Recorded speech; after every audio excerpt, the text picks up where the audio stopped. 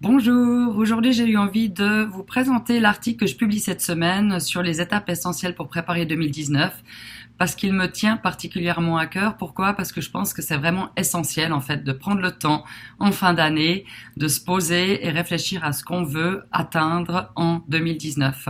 C'est vrai que dans nos vies frénétiques où on court souvent après le temps, où il se passe toujours beaucoup de choses, on a tendance à perdre de vue nos objectifs de vie. C'est d'autant plus vrai en tant qu'expatrié où on fait face à beaucoup de changements ou bien à de longues phases ou à certaines phases d'incertitude aussi. C'est mon cas par exemple en ce moment où je sais que l'été prochain on quitte les États-Unis, mais je ne sais pas encore pour quelle destination. Ça dépendra de la mutation de mon mari.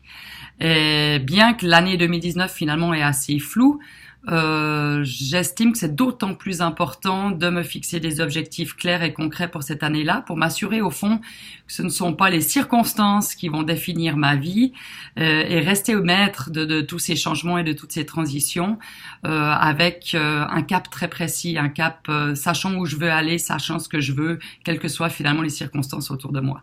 Donc cet article vous propose plusieurs étapes pour mener à bien cette réflexion. La première étant de vraiment dégager du temps pour cette réflexion.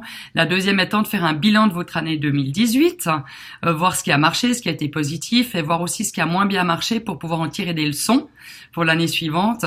Ensuite, de vous fixer des objectifs très concrets pour l'année 2019 dans tous les domaines de votre vie, avoir vraiment une idée claire de ce que vous voulez avoir atteint d'ici de la fin d'année 2019. Et pour finir, d'accompagner ces objectifs d'une stratégie, d'un plan d'action pour vous aider à les atteindre. Donc voilà, c'est un peu les étapes que je propose dans l'article. Je vous donne quelques clés et surtout plusieurs questions qui vous permettront de mener à bien cette réflexion.